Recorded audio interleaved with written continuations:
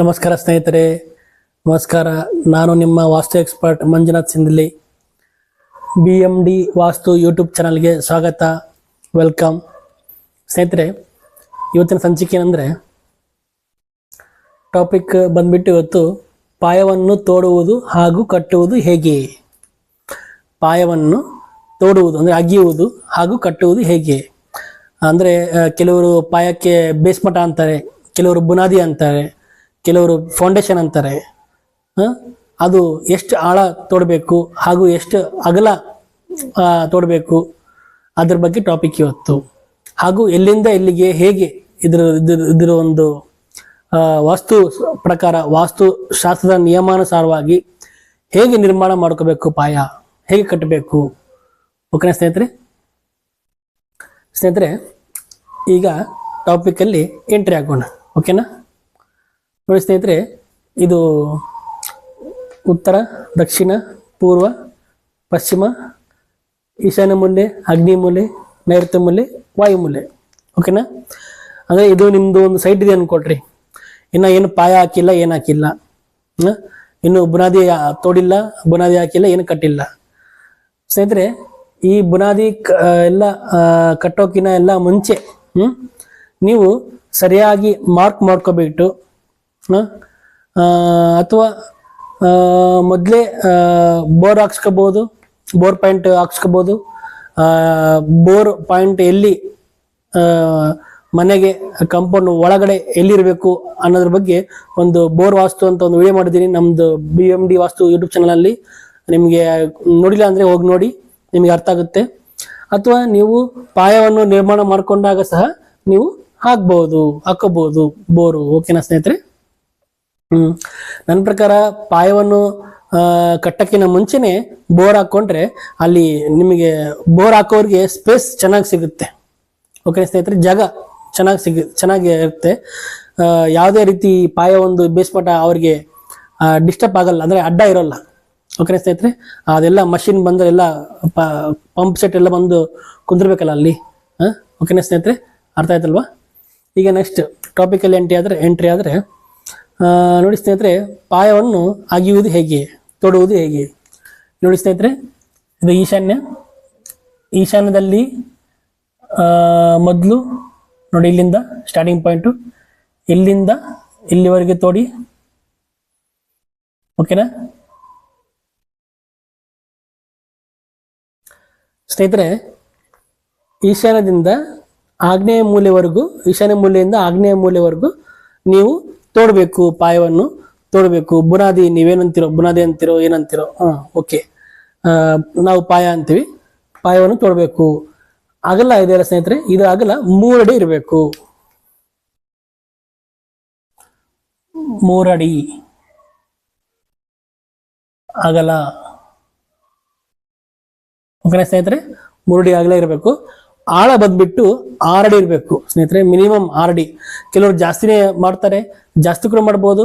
ಆದ್ರೆ ಸ್ನೇಹಿತರೆ, ನಿಮ್ಮ ಒಂದು ಸೈಟ್, ಈ ಲ್ಯಾಂಡ್ ಜಾಗ ಎಷ್ಟು ಗಟ್ಟಿ ಇರುತ್ತೋ ಅದು ನೀವು ಅಲ್ಲಿ ನೋಡಿದಾಗೆ ತಾನೇ ಗೊತ್ತಾಗೋದು. ಹಾಗಾಗಿ ಗಟ್ಟಿನೆಲ್ಲ ಬರೋವರೆಗೂ ನೀವು ತೋಡ್ಬೋದು. ಮಿನಿಮಮ್ ಅಂದ್ರೆ ಮಿನಿಮಮ್ ವಾಸ್ತು ಪ್ರಕಾರ 6 ಅಡಿ ಇದ್ರೆ ಓಕೆ, 7 ಅಡಿ ಇದ್ರೂ ಓಕೆ. ಓಕೆನಾ ಸ್ನೇಹಿತರೆ. ಹೀಗೆ ಈಶಾನ್ಯ ಮೂಲೆಯಿಂದ ಆಗ್ನೇಯ ಮೂಲೆವರೆಗೂ ತೋಡಬೇಕು. ನೆಕ್ಸ್ಟ್ ಇಲ್ಲಿ ತೋಡ್ಬಿಟ್ಟು ಈಶಾನ್ಯದಿಂದ ಆಗ್ನೇಯ ಮೂಲೆವರೆಗೂ ತೋಡ್ಬಿಟ್ಟು ಇಲ್ಲಿ ಸ್ಟಾಪ್ ಮಾಡಬೇಕು. ಮತ್ತೆ ಈಶಾನ್ಯದಿಂದ ಈ ವಾಯು ಮೂಲೆಗೆ ಇಲ್ಲಿವರೆಗೂ ತೋಡಬೇಕು. ಓಕೆ ಸ್ನೇಹಿತರೆ, ಈ ರೀತಿ.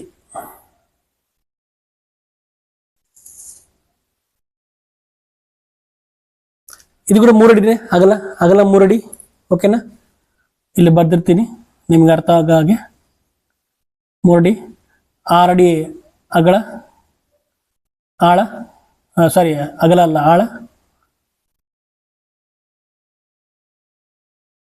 ಆಳ.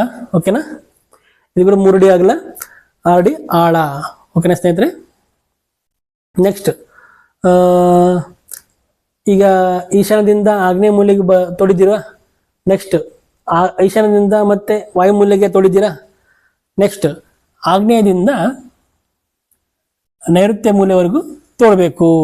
ಓಕೆನಾ ಸ್ನೇಹಿತರೆ.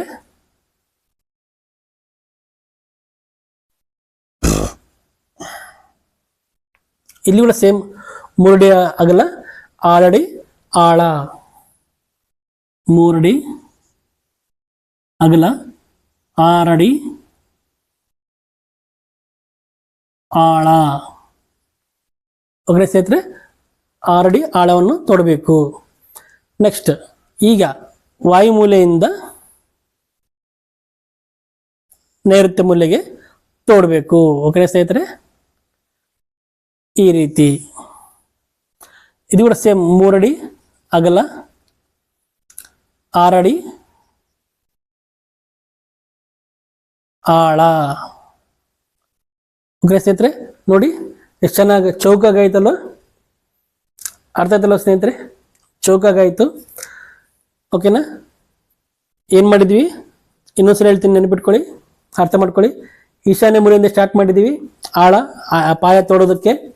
ಈಶಾನ್ಯದಿಂದ ಆಗ್ನೇಯ ಮೂಲಕ್ಕೆ ತೋಡಿದ್ವಿ, ಇಲ್ಲಿ ಸ್ಟಾಪ್ ಮಾಡಿಬಿಟ್ಟು ಮತ್ತು ಈಶಾನ್ಯ ಮೂಲೆಯಿಂದ ವಾಯು ಮೂಲೆಗೆ ತೋಡಿದ್ವಿ.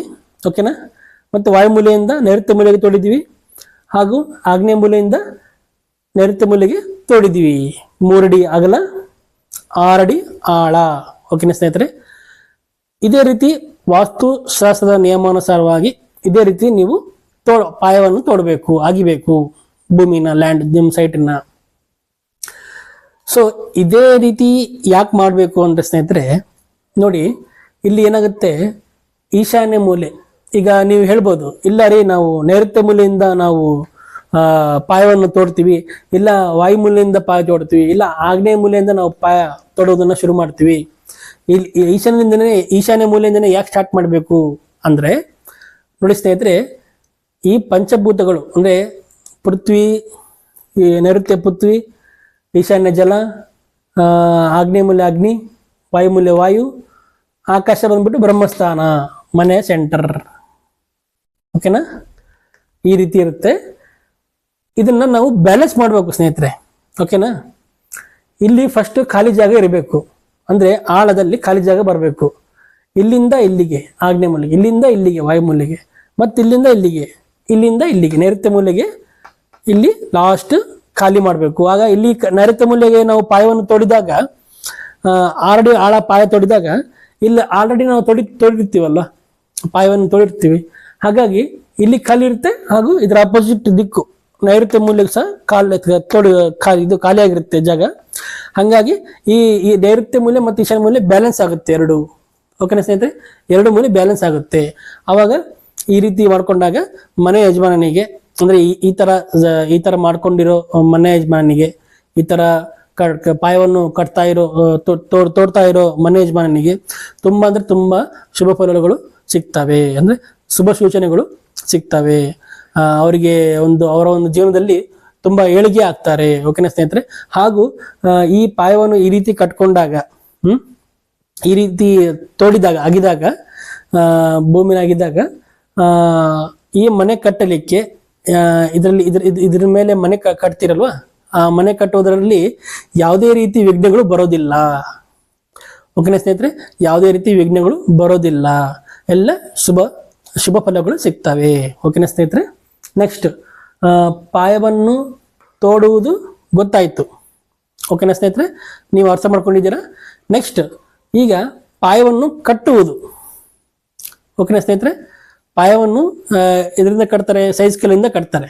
ಓಕೆನಾ ಸ್ನೇಹಿತರೆ, ಕೆಲವರು ಪಾಯವನ್ನು ತೋಡೋದಿಲ್ಲ, ಡೈರೆಕ್ಟ್ ಇಲ್ಲೊಂದು ಪಿಲ್ಲರು, ಇಲ್ಲೊಂದು ಪಿಲ್ಲರು, ಇಲ್ಲೊಂದು ಪಿಲ್ಲರು, ಇಲ್ಲೊಂದು ಪಿಲ್ಲರು, ಇಲ್ಲ ಅಥವಾ ಇಲ್ಲೊಂದು ಪಿಲ್ಲರು, ಇಲ್ಲೊಂದು ಪಿಲ್ಲರು, ಈ ತರ ಪಿಲ್ಲರ್ಸ್ ಹಾಕ್ಬಿಟ್ಟು ಇಲ್ಲಿ ಬೆಡ್ಡಿಂಗ್ ಹಾಕ್ಬಿಟ್ಟು ಪ್ಲಿಂತ್ ಹಾಕ್ಬಿಟ್ಟು ಮನೆ ಕಟ್ಕೊಂಡ್ಬಿಡ್ತಾರೆ. ಸ್ನೇಹಿತರೆ, ಅದು ವಾಸ್ತು ಶಾಸ್ತ್ರದ ನಿಯಮಾನುಸಾರವಾಗಿ ಅದು ಅಷ್ಟು ಕರೆಕ್ಟಾಗಿ ಅಲ್ಲ. ಅಂದ್ರೆ ಯಾಕಂದ್ರೆ ನೋಡಿ, ಬುನಾದಿ ಅಂದ್ರೆ ಪಾಯ ಅಂದ್ರೆ ಮೇನ್ ಸೆಲ್ಫ್ ಐಡೆಂಟಿಫಿಕೇಶನ್. ಅರ್ಥ ಆಯ್ತಲ್ವ ನಿಮ್ಗೆ ಹೇಳ್ತಿರೋದು? ನಿಮ್ಮ ಒಂದು ಗುರುತಿನ ಒಂದು ಸ್ಥಳ. ಅಂದ್ರೆ ಇಂಥ ಮನೆಯಲ್ಲಿ ವಾಸ ಮಾಡ್ತಕ್ಕಂಥ ಜನರಿಗೆ, ಅಂತ ಜನರು ಅವರಿಗೆ ಗುರುತಿನ ಒಂದು ಸ್ಥಳ ಯಾವ್ದಂದ್ರೆ ಮನೆಗೆ ಪಾಯ. ಓಕೆನಾ ಸ್ನೇಹಿತರೆ, ಅಂದ್ರೆ ನೀವೇನು ಬುನಾದಿ ಅಂತಿರೋ ಅಥವಾ ಬೇಸ್ಮಠ ಅಂತಿರೋ ಅದು ಒಂದೊಂದು ಊರಲ್ಲಿ ಒಬ್ಬೊಬ್ಬರು ಒಂದೊಂದು ಹೆಸರು ಇಡ್ತಾರೆ, ಫೌಂಡೇಶನ್ ಅಂತಾರೆ.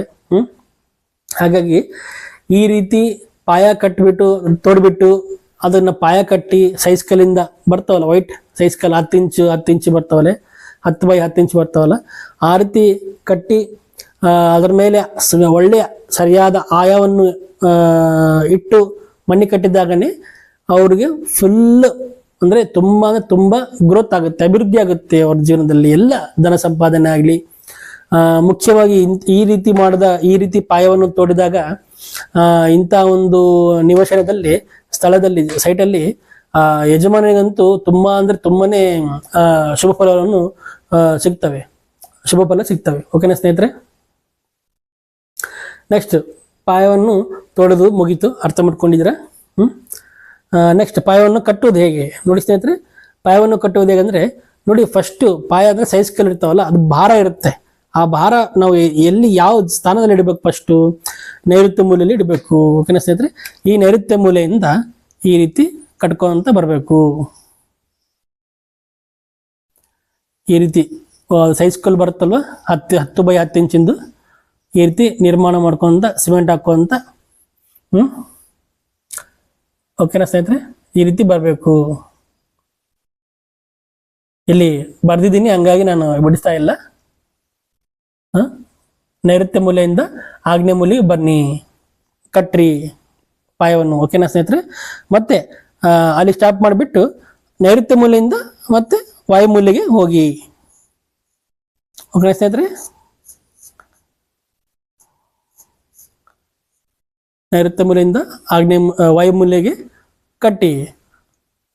ನೋಡಿ ಸ್ನೇಹಿತರೆ, ನೈಋತ್ಯ ಮೂಲೆಯಿಂದ ಆಗ್ನೇಯ ಮೂಲೆಗೆ ಕಟ್ಟಿದ್ದೀವಿ, ಪಾಯ ಕಟ್ಕೊಳ್ಳಿ. ಹಾಗೂ ನೈಋತ್ಯ ಮೂಲೆಯಿಂದ ವಾಯುಮೂಲೆಗೆ ಕಟ್ಕೊಳ್ಳಿ. ನೆಕ್ಸ್ಟ್ ವಾಯುಮೂಲೆಯಿಂದ ಈಶಾನ್ಯ ಮೂಲೆಯವರೆಗೂ ಕಟ್ಟಿ.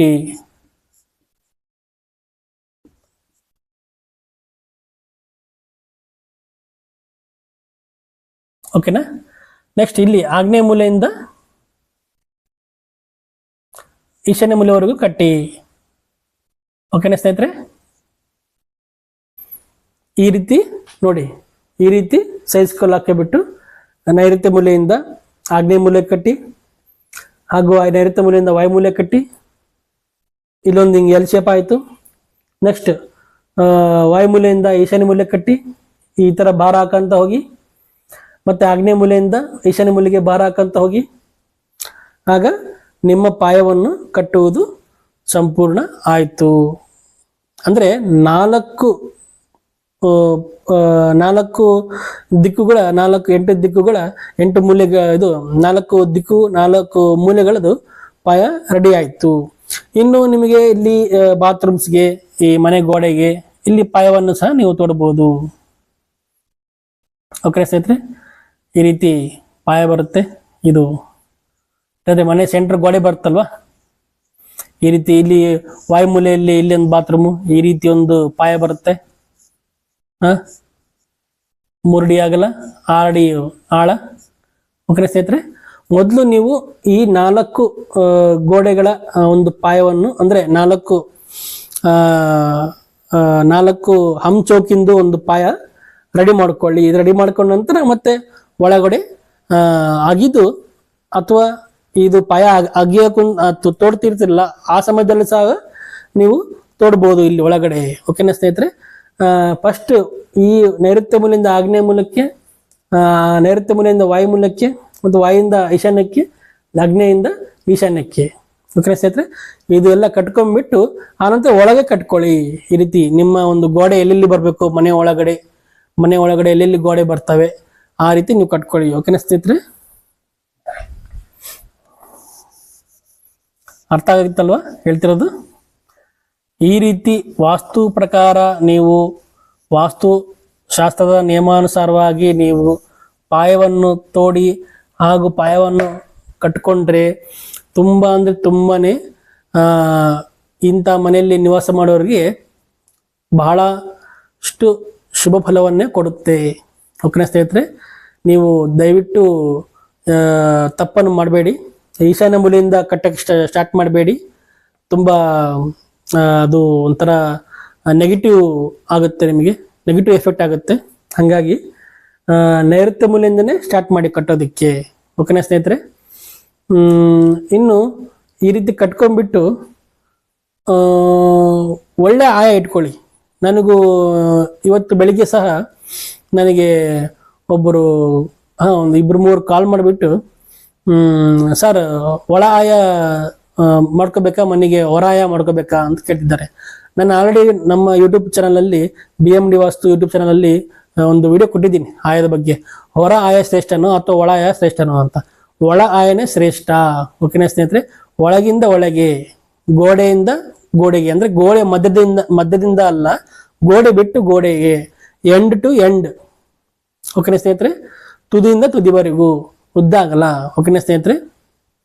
ಈ ರೀತಿ ನೋಡಿ ಪಾಯವನ್ನು ಕಟ್ಟಿಕೊಳ್ಳಿ, ನಿಮಗೆ ತುಂಬ ಯಶಸ್ಸು ಸಿಗುತ್ತೆ. ಇನ್ನು ನಿಮಗೆ ಈ ವಿಡಿಯೋದಲ್ಲಿ ಏನಾದರೂ ನಿಮಗೆ ಡೌಟ್ ಇದ್ದಲ್ಲಿ ಸ್ನೇಹಿತರೆ, ಏನಾದರೂ ಅರ್ಥ ಆಗಿಲ್ಲ ಅಂದರೆ ಕಮೆಂಟ್ ಮಾಡಿ. ಹಾಗೂ ನಿಮ್ಮ ಒಂದು ಇನ್ನೂ ಇತರ ಡೌಟ್ಸ್ ಏನಿದ್ರು, ಪ್ರಶ್ನೆಗಳಿದ್ರು ನಮಗೆ ಕಮೆಂಟ್ ಮಾಡಿ. ಆಯದ ಬಗ್ಗೆ ಆಗಲಿ, ಇನ್ನು ಬೇರೆ ಏನಾದರೂ ಡೌಟ್ಸ್ ಆಗಲಿ. ಹಾಗೂ ನಿಮ್ಮ ಹತ್ರ ಏನಾದರೂ ಮನಿ ಪ್ಲ್ಯಾನ್ಸ್ ಇದ್ದರೆ, ನೀವು ಕಟ್ಕೋಬೇಕಂತ ನಿಮ್ಮ ಹತ್ರ ಮನಿ ಪ್ಲ್ಯಾನ್ ರೆಡಿಯಾಗಿದ್ದರೆ, ಸ್ಕ್ರೀನ್ ಮೇಲೆ ಕಾಣಿಸ್ತಿದೆ ನೋಡ್ರಿ ನಮ್ಮ ನಂಬರು, ವಾಟ್ಸಪ್ ನಂಬರು. ಆ ನಂಬರ್ಗೆ ನೀವು ನಿಮ್ಮ ಮನೆ ಪ್ಲ್ಯಾನ್ ನಮಗೆ ವಾಟ್ಸಪ್ಪಲ್ಲಿ ಕಳಿಸ್ಬೋದು, ಸೆಂಡ್ ಮಾಡ್ಬೋದು. ಆ ನಿಮ್ಮ ಮನೆ ಪ್ಲ್ಯಾನ್ನ ನಾವು ಚೆಕ್ ಮಾಡಿ ಅದರಲ್ಲಿ ತಪ್ಪು ಒಪ್ಪುಗಳು ಏನಿದಾವೋ ಅಂತ ನಿಮಗೆ ಹೇಳ್ತೀವಿ. ಓಕೆನಾ ಸ್ನೇಹಿತರೆ? ಹಾಗೂ ನಿಮಗೆ ಕಾಲ್ ಚಾರ್ಜಸ್ಸು ನಾವೇನು ಮಾಡೋದಿಲ್ಲ, ಫ್ರೀಯಾಗಿ ನೀವು ಕಾಲ್ ಮಾಡ್ಬೋದು. ಓಕೆನಾ ಸ್ನೇಹಿತರೆ? ಕೇವಲ ನಾವು ಮಾತಾಡೋದಕ್ಕೆ ನಾವೇನೋ ಫೀಸ್ ಮಾಡಿದ್ರೆ ಅದು ಎಲ್ಲಿ ನ್ಯಾಯ ಹೇಳ್ರಿ? ಹಾಗಾಗಿ ನಾವು ಕೇವಲ ಮಾತಾಡೋದಕ್ಕೆ ನಾವೇನು ಕಾಲ್ ಚಾರ್ಜಸ್ ಮಾಡಲ್ಲ, ಕಾಲ್ ಫೀಸ್ ಏನು ಮಾಡಲ್ಲ. ನೀವೇನಾದ್ರೂ ಡೌಟ್ಸ್ ಏನೇನು ಕೇಳಿದ್ರೆ ಕೇಳ್ಬೋದು. ಹಾಗೂ ಮನಿ ಪ್ಲ್ಯಾನ್ ನೀವು ಹಾಕಿದಾಗ ಮಾತ್ರ ನಾವು ಅದಕ್ಕೆ ತಕ್ಕ ಮಟ್ಟಿಗೆ ಸ್ವಲ್ಪ ನಾವು ಫೀಸ್ ಚಾರ್ಜ್ ಮಾಡ್ತೀವಿ ಅಷ್ಟೇ ಹೊರತು ಕಾಲ್ ಚಾರ್ಜಸ್ಗೆ ನಾವು ಯಾವುದೇ ರೀತಿ ನಾವು ಪ್ಲ್ಯಾನ್ ಮಾಡಲ್ಲ. ಓಕೆನಾ ಸ್ನೇಹಿತರೆ? ನಮ್ಮ BMD ವಾಸ್ತು ಯೂಟ್ಯೂಬ್ ಚಾನಲನ್ನು ಸಬ್ಸ್ಕ್ರೈಬ್ ಮಾಡ್ಕೊಳ್ಳಿ, ಲೈಕ್ ಮಾಡಿ, ಶೇರ್ ಮಾಡಿ, ಬೆಲ್ ಸಿಂಬಲ್ ಪ್ರೆಸ್ ಮಾಡಿ, ಆಲ್ ಅಂತ ನೋಟಿಫಿಕೇಶನ್ ಪ್ರೆಸ್ ಮಾಡಿ. ನಮಸ್ಕಾರ.